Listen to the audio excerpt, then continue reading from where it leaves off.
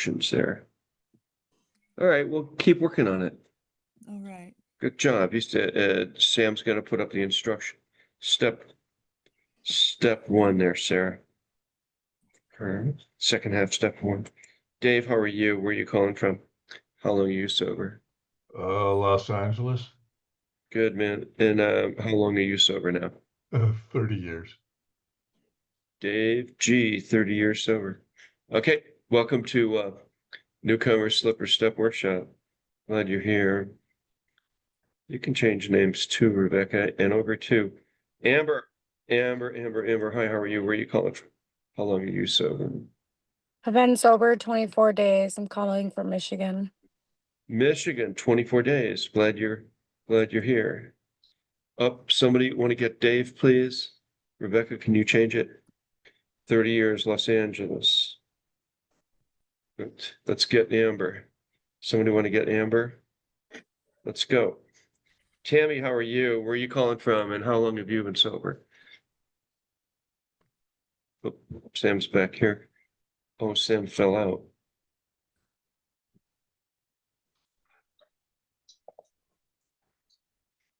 Let's see here.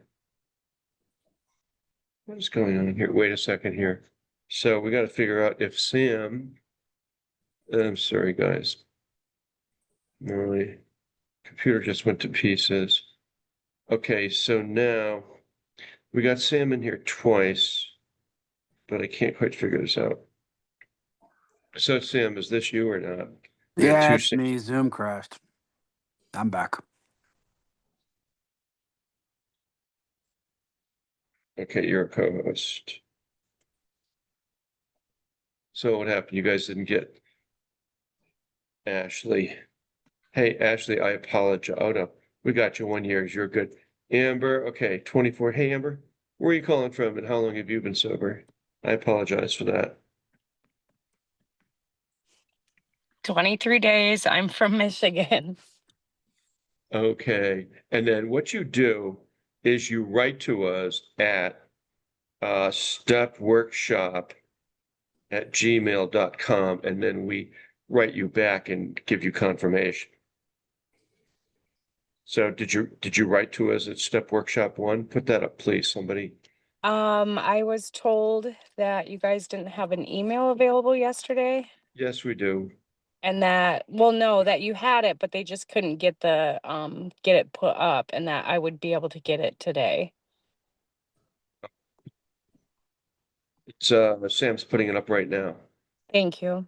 Stepworkshop1@gmail. Just write to us and ask for meeting confirmation. Okay. Let's go, Sarah and Rebecca, help. Tammy, hi, how are you? Where are you calling from? And how long you been sober? Jan and Tammy. Do we do this for we're trying to clear Zoom bombers from the meeting, so we had some in earlier in there. I put that notice up for you. So if you could come in and talk to me, Tammy, otherwise we kick you out of the meeting. Why? We get a lot of Zoom bombers that come in. Zoom bombers are people that come into meetings and blow them up. Right? They aren't who they say they are. They're usually kids and they show pornography and all of that. So Tammy, if you could either text me or unmute and talk to me. So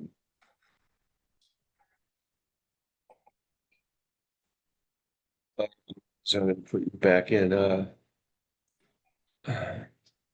let's see, I'm gonna put you in the waiting room so she can wait up there. Okay, time to go.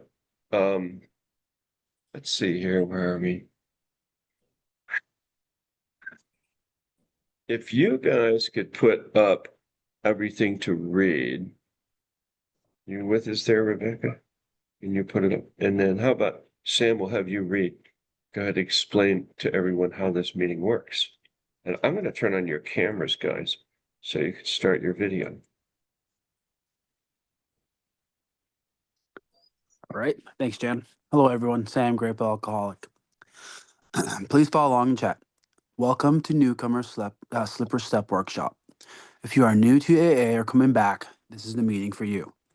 This group's exactly what the name says, a workshop. We read 6 AA books, work the steps, sponsor you, and give reading and writing assignments. We will teach you an AA program.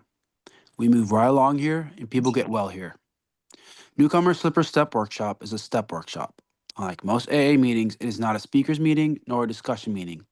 It is more like an AA class, AA 101, AA University. You want to have the attitude of learning and do the assigned reading and writing on the steps. We'll take you through the steps in AA books in short order. If you are looking for guidance and direction in an AA program, this meeting is for you. Newcomer Slipper Step Workshop on Zoom is a very unique meeting since we use the same principles AA used between 1932 and 1939. Everybody works in the group and moves through the 12 steps to live our lives free from alcohol and learn a new way of living. We are glad you could make it. The Newcomers packet for those new to AA will be added in the chat. It has pamphlets and information about Alcoholics Anonymous. Security for Newcomers Slipper Step Workshop on Zoom. We have cameras and chat turned off. You can chat only with co-hosts and the host. We do all the above for safety reasons. Zoom bombers try to get in, and these steps eliminate them. We don't allow group sharing in chat or exchange of phone numbers. This is an AA step class. Since everyone is new here, we want to protect you. For meeting confirmation, this is the email for meeting confirmation. It's stepworkshop1@gmail.com. Just add it to the chat. This is good for class, work, probation, court, etc. Announcements, 7th edition. Contributions can be made through Venmo to @JanScott and Cash App is Jack Fox 111999. In PayPal, which is good for international, you can send it to janscottlive@gmail.com, the number 720-646-6131. These contributions go to pay for Zoom Boulder 1AA, Boulder County AA, OIOAA Intergroup, and Father Terry's work. We offer free books to those in need. We spend about $350 a month every month. Suggested donations are $1 to $2 per meeting or monthly donations. The price of a 12-pack of Bud, which comes out to about $18.99. This group meets daily with the following formats. On Monday, we read from 12 by 12, which is a step study day. Tuesday, we read from the Big Book. Wednesday, we read from As Bill Sees It. It's regarded as Sunglass Wednesday. Thursday, we read from Came to Believe, and it's also Dog Thursday. People like to post pictures of their dogs in the background.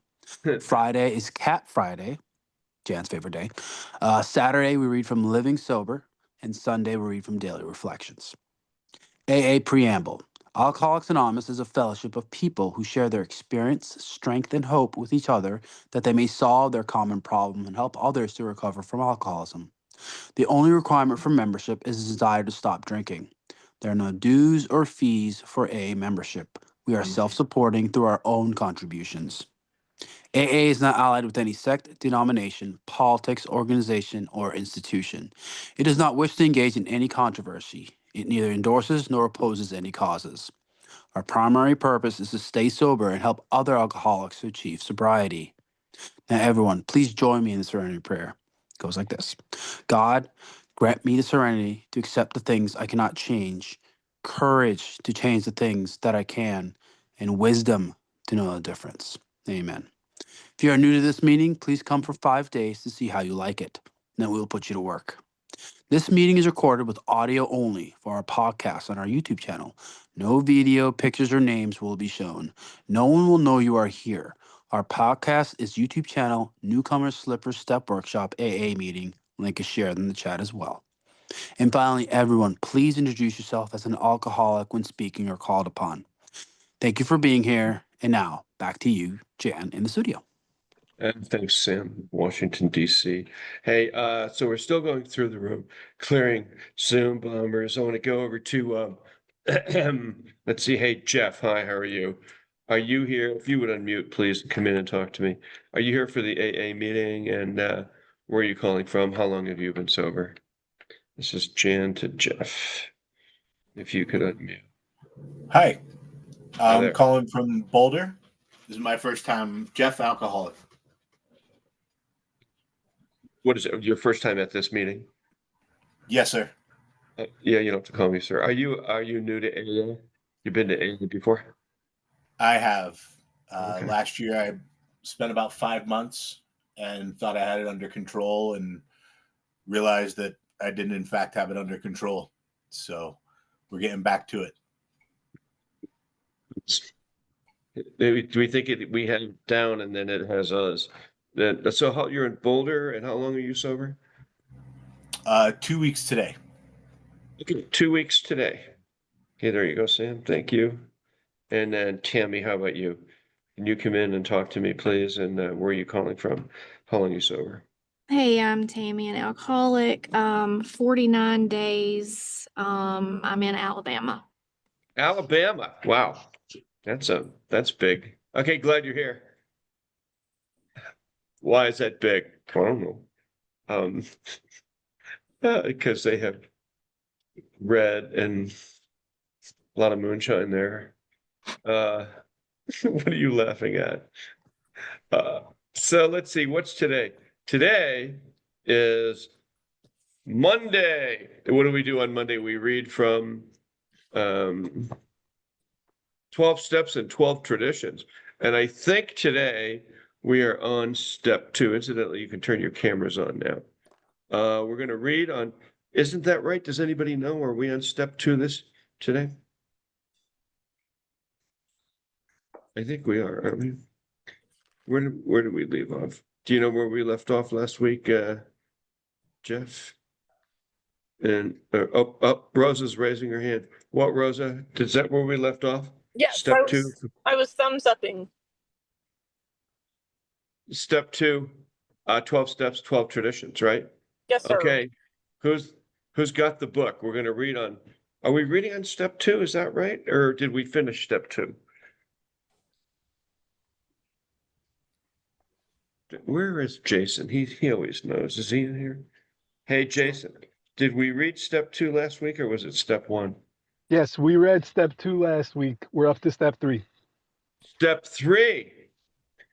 That's exactly what I thought. Yeah. 512, right. All right. So, Sam, is that a link to step 3 or is that a link just to that book?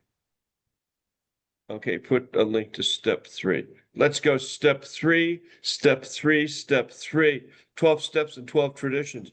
Jason, do you have the book there you want to read, man? Yes. Okay.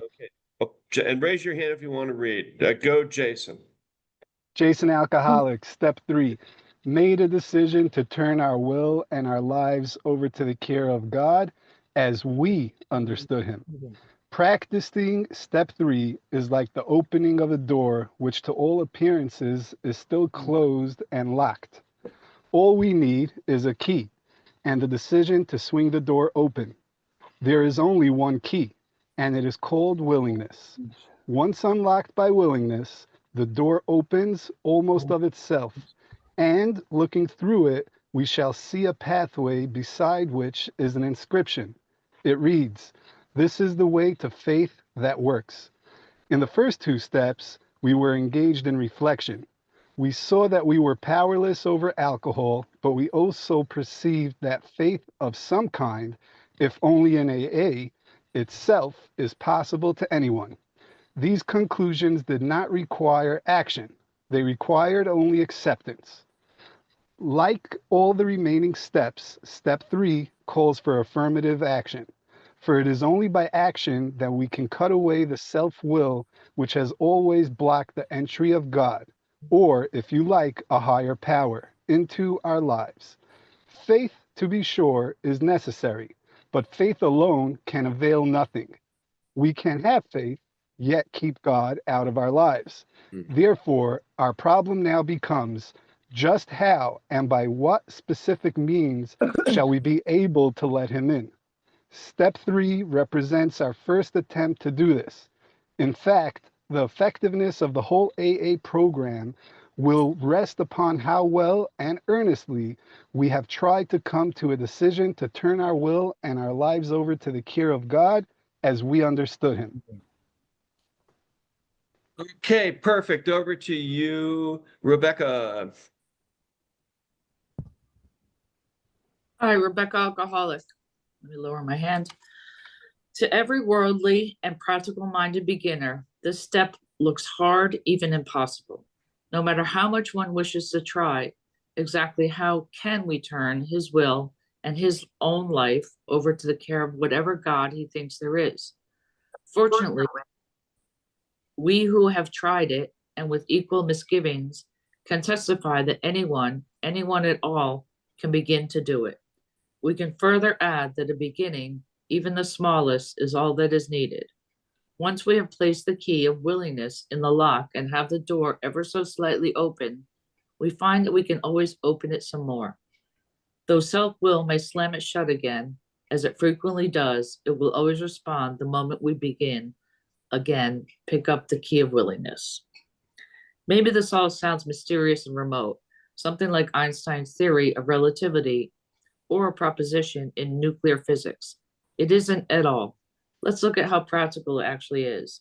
Every man and woman who has joined AA and intends to stick has, without realizing it, made a beginning on step 3. Isn't it true that in all matters touching upon alcohol, each of them has decided to turn his or her life over to the care, protection, and guidance of Alcoholics Anonymous? Already a willingness has been achieved to cast out one's own will and one's own ideas about the alcohol problem in favor of those suggested by AA. Any willing newcomer feels sure AA is the only safe harbor for the foundering vessel he has become. Now, if this is not turning one's will and life over to a newfound providence, then what is it?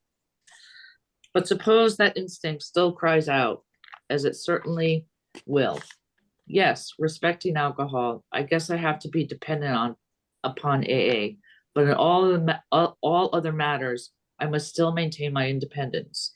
Nothing is going to turn me into a non-entity. If I keep turning my life and my will over to the care of something or somebody else, what will become of me? I'll look like the hole in a donut. This, of course, is the process by which instinct and logic always seeks to bolster egotism and so frustrate spiritual development. The trouble is that this kind of thinking takes no real account for the facts. And the facts seem to be these. The more we became willing to depend upon a higher power, the more independent we actually are. Therefore, dependence, as AA practice it, is really a means of gaining true independence of the spirit. Thank you for letting me read. Okay. Let's see, what page are you on? 36, 36. paragraph. Whoa, you're where? Oh, so is that yes, respecting alcohol? Is that where you left off? No, I left off, let's examine. Where is that? I don't even see. Second paragraph, 36. Okay, Okay. Jeff, go ahead. Jeff, Alcoholic, South Florida. Page 36, middle of the page, step 3. Let's examine for a moment this idea of dependence at the level of everyday living. In this area, it is startling to discover how dependent we really are and how unconscious of that dependence. Every modern house has electric wiring and carrying power and light to its interior. We are delighted with this dependence. Our main hope is that nothing will ever cut off the supply of current. By so accepting our dependence upon this marvel of science, we find ourselves more independent personally. Not only are we more independent, we are even more comfortable and more secure. Power flows just where it is needed. Silently and surely, electricity, that strange energy so few people understand, meets our simplest daily needs and our most desperate ones too. Ask the polio sufferer confined to an iron lung who depends with complete trust upon a motor to keep his breath of life in him. Hey, Jeff, But would you stop Yes, there sure. for a minute? I'm just going to interrupt for a second. So look, Bill Wilson in his writing on having contact with God, he's setting up an argument. He's introducing an argument for you to argue that why would I turn my will and my life over to the care of God? You know, what will happen to me? What's going to take me over? And I think that is a false narrative. that he constructed for us, because it's not how it works. So this was written in 1952, but back in 1937 and 38, when they wrote the third step in the big book on page 60 through 63, especially on 63, it talks about us reaching out to God, and having this new life, being reborn, and feeling a new power flow in. And it's a guide to you, to guide you to the place where you can let God flow into you. Straight out of the evangelical movement, straight out of the charismatic movement. And I think what happened was Bill frightened himself when he did that. And then he starts backtracking, which often happens with people when they finally find God, they find this new power flow in. Bill, early on, there's a video of Bill talking to everybody saying, I couldn't find God. And then if there is a God, show yourself to me. And then bam, God reveals himself to him. He sees this new power that flows in, and he writes about it in the big book. And now he's taking it back. So I think this is a false narrative. This is the kind of stuff that hurts people.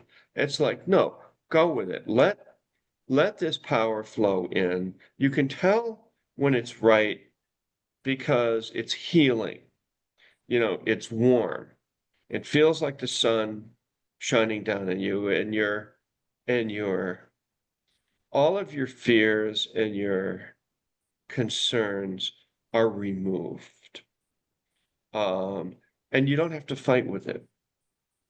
It's not necessary. Bill, for some damn reason, is fighting with it here, and is bringing his fight into the 12 by 12.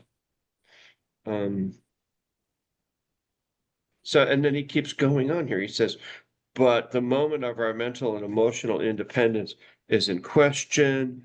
How differently we have, how persistently we claim the right. See, so now he's back arguing with himself.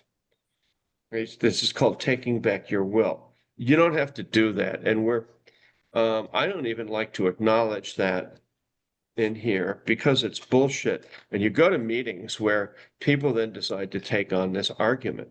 It's not necessary. Hang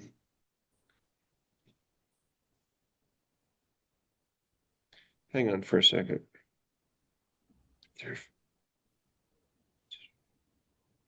I'm on page 38 now. See, then the second paragraph down in 38 is, we realize the word dependence is distasteful. And now he's back arguing here with psychiatrists and psychiatrists. This is already after he was reborn. He's now writing this bullshit. I mean, it's just so that people know. The big book was written by a person, Bill Wilson, and so was this. But Bill Wilson is not God. Some people say, well, it's divinely inspired. I don't know about that. maybe certain parts of the big book, but it's not like God, burned this into stone and handed it to Moses, and he came down and said, hey, here you go. I mean, this is Bill's shortcomings all over the place here. Dependence on a group or higher power hasn't produced any baleful results. More bullshit. When World War II broke out, hang on for a second, the spiritual principle had major tests. Now, he does say here in the last paragraph that guys in World War II were able to stay sober. Okay, good. Again, on night 39, he's actually questioning God. He is having a moment of spiritual crises in this writing. And he's saying it so that, and all of you can have one too. It's not necessary. I never had one. I will tell you, once that I had the effect from step 3 and 60 when I was reading and studying 84 through 88 every day and letting that prayer and meditation flow into me when I was doing 60 through 63 daily. And to this day, God and this Holy Spirit flow into me and heal me. I did not have a crisis of conscience. I did not have doubt. I don't know, maybe it's just me. I just don't have a lot of doubt about God and higher power healing me. And I'm not going to engage. I don't know what happened to Bill here. I know he had some depression, but he had he had some things happening. And he's writing about it.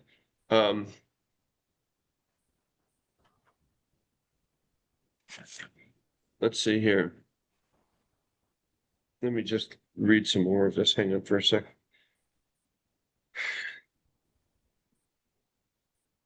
So he says here on 40 is when we try to make our will conform with God's, that we begin to use it rightly. Well, okay, what is God's will? So for our purposes, without getting, too holier than thou, what is God's will for us? Simply put, we state this in this group all the time.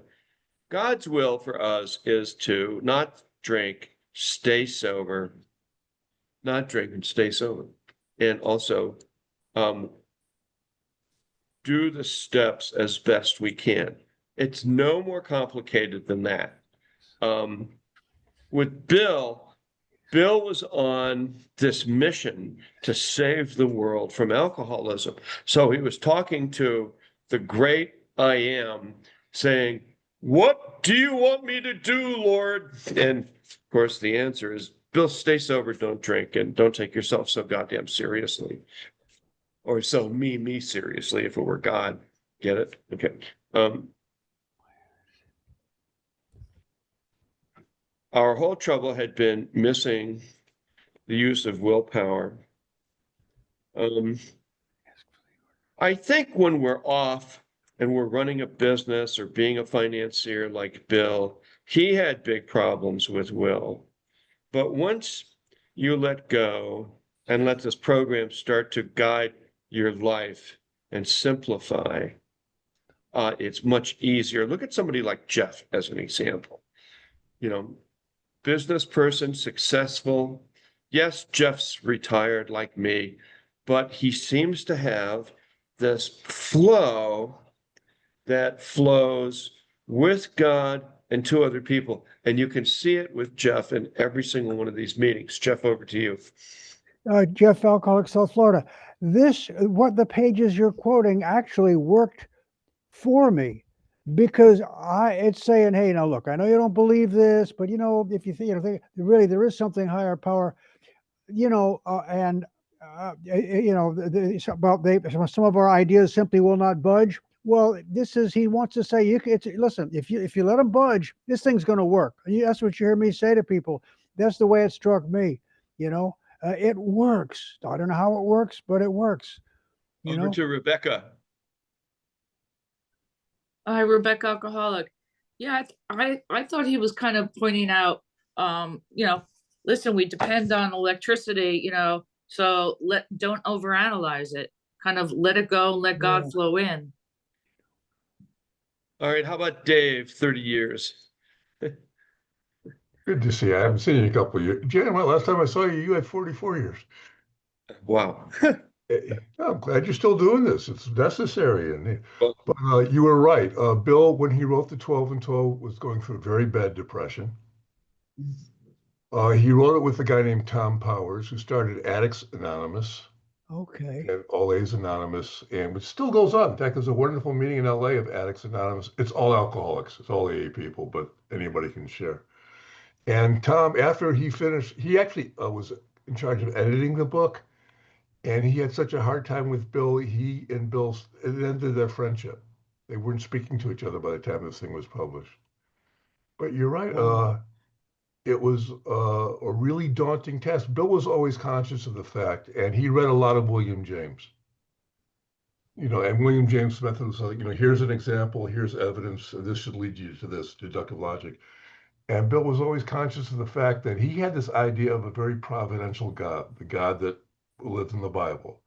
And his audience was not people he wasn't talking to theology students or philosophy students. He was talking to people who said, as soon as I hear the word God, I don't want any part of this anymore.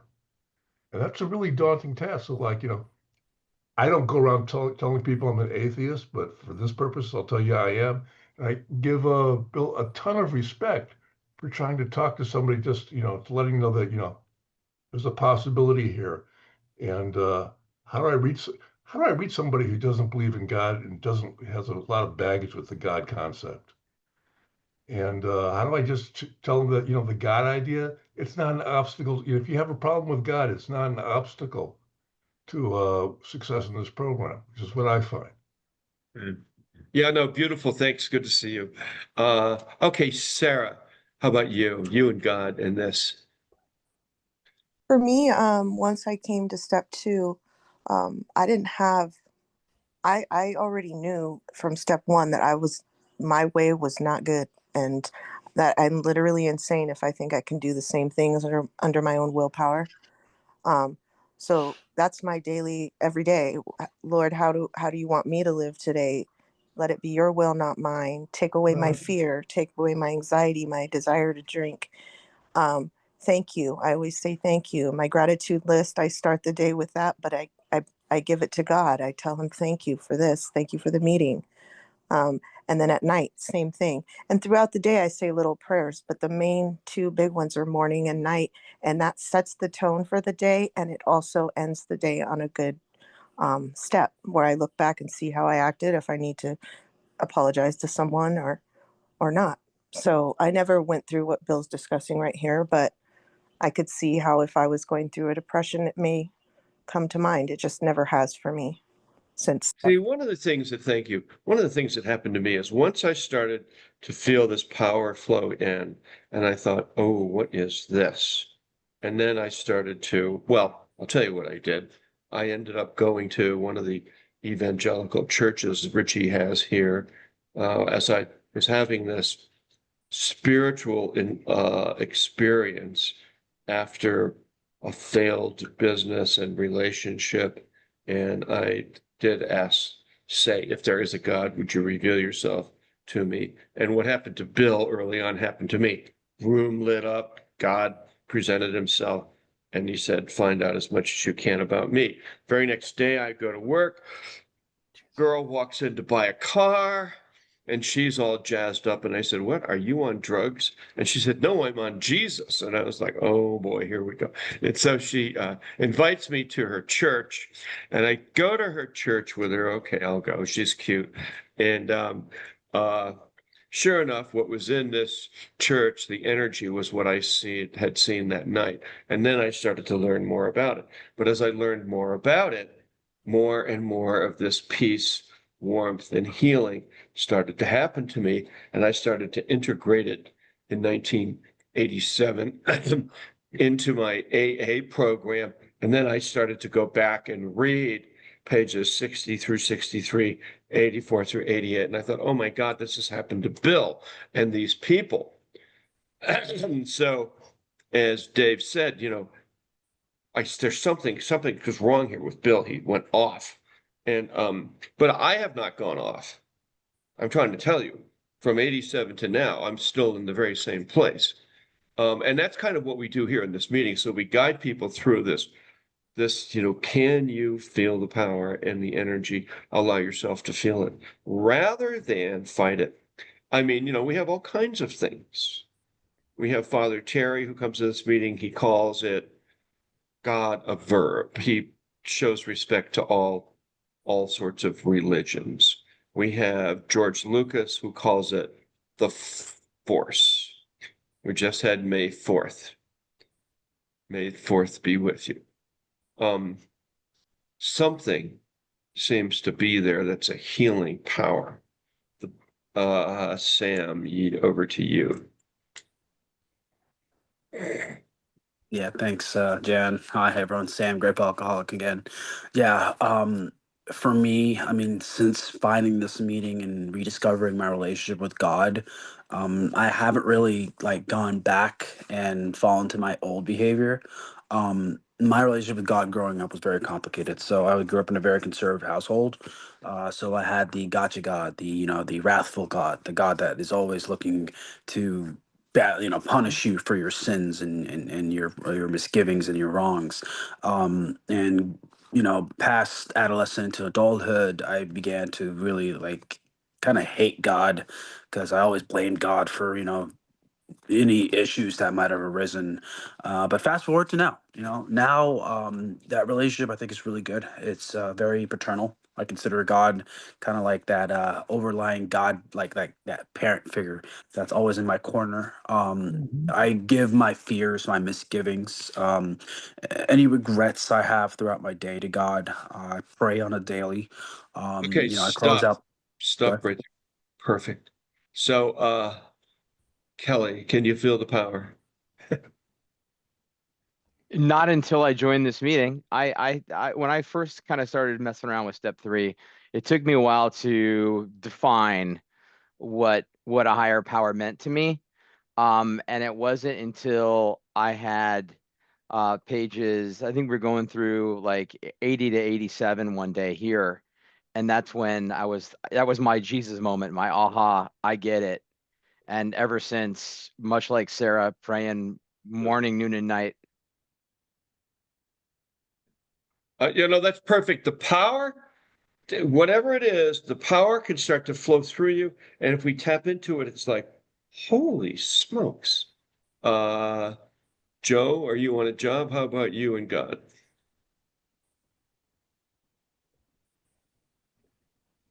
Oh, Joe's at work. He can't talk. He's building somebody's house. Okay. Scar, how about you in this area? Star alcoholic, thank you. I think I've shared before that I kind of had prayed before I even reached out on this mission to gain sobriety and find this meeting. And I did find this meeting, and every day since I've had a stronger relationship with God and seeing things in a different light. And just certain things have happened to me where before it just wasn't present. Like I just feel his presence all around me day to day, and I feel that presence growing. Isn't it amazing? I know. Me too. Go ahead, Rose up.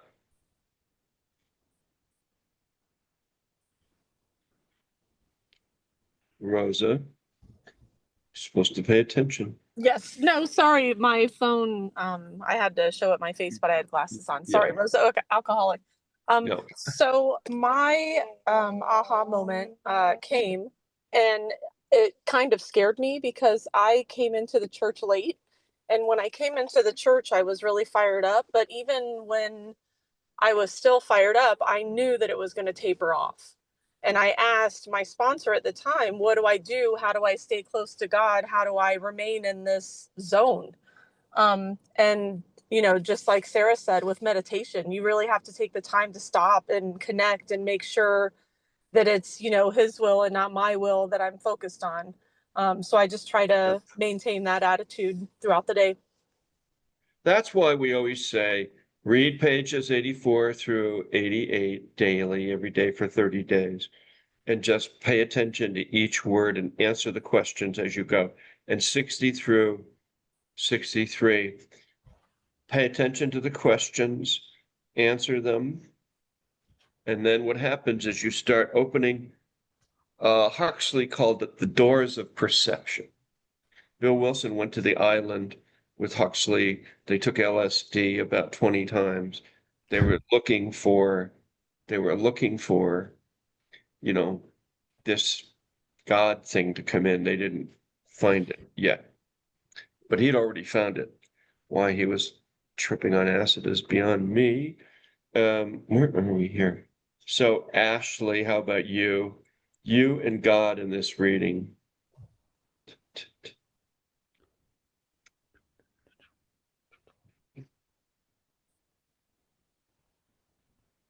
Day for God. And I know he's Good. thankful every day for all of us. Yeah. Okay, great. Jason, you and Hi, God. Jason Alcoholic. The key word here in step 3 is the word willingness. You don't have to be at the point yet where you're believing. You just have to be willing. That's the key, as it says it in the 12 and 12. And after having said that I'm powerless and really my will can't accomplish anything, I am powerless. Now in step 3, you're asking me to get my will involved again. It's calling for action on my part. How do I have my action be effective if I said I'm powerless? The answer to that is that it needs to be in alignment with God's will. That's it. The issue wasn't my willpower. It was in the wrong direction. If I line it up more with God's will, I can accomplish with my willpower and I could stick to the 12 steps. That's my takeaway. Thank you. Okay, good. Thank you. I actually think that's wrong.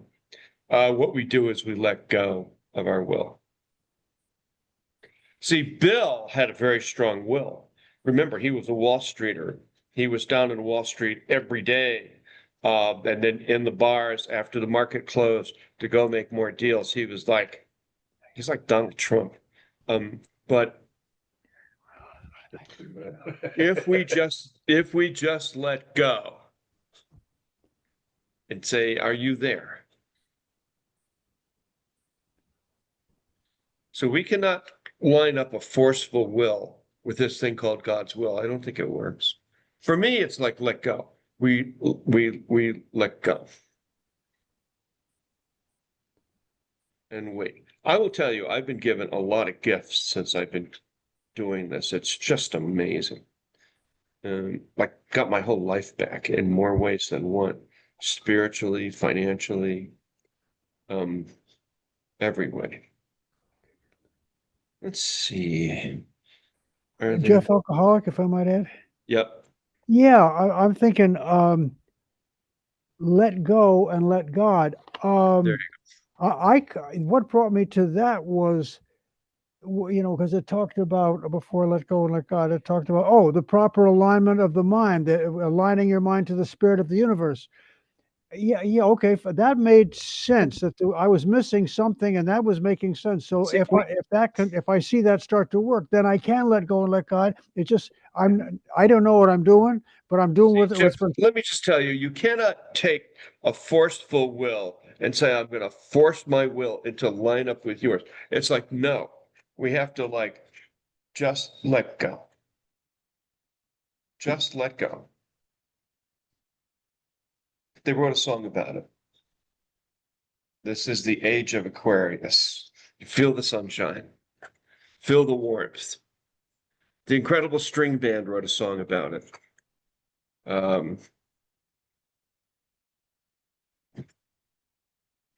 It's called May the Long Time Sunshine Upon You, All Love Surround You, and the pure light within you guide you all the way on. How about you, Amber?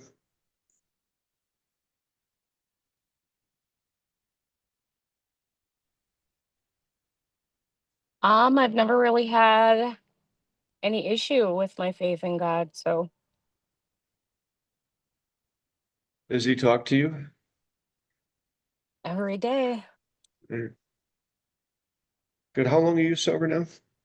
23 days. 23. Okay. Good. Glad to hear. Thank you. Hey, Mike, how about you? Yeah, I mean, I grew up Catholic and everything like that, so I've seen that side of it. I do believe that there's definitely like a higher power out there, like the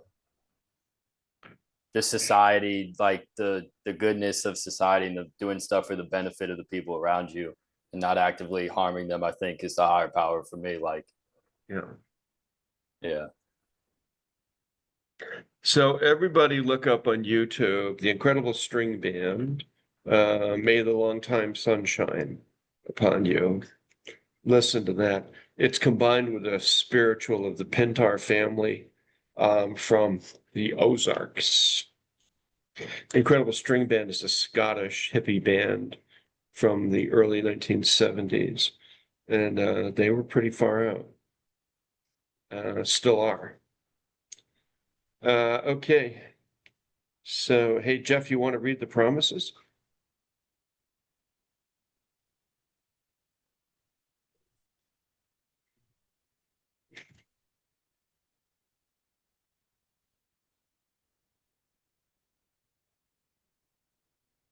You're muted. There you go. Muted? Okay. If we're, Jeff Alcoholic, page 83, the last paragraph is where the promises start. If we are painstaking about this phase of our development, we will be amazed before we are halfway through. We are going to know a new freedom and a new happiness. We will not regret the past nor wish to shut the door on it. We will comprehend the word serenity and we will know peace. No matter how far down the scale we have gone, we will see how our experience can benefit others. That feeling of uselessness and self-pity will disappear. We will lose interest in selfish things and gain interest in our fellows. Self-seeking will slip away. Our whole attitude and outlook upon life will change. Fear of people and of economic insecurity will leave us. We will intuitively know how to handle situations which used to baffle us. We will suddenly realize that God is doing for us what we could not do for ourselves. Are these extravagant promises? We think not. They are being fulfilled among us, sometimes quickly, sometimes slowly. They will always materialize if we work for them. Thank you for letting me read that. There's a serenity prayer goes like this. God, grant me the serenity to accept the things I cannot change, courage to change the things I can, and the wisdom to know the difference. So this meeting is officially over. God bless you all.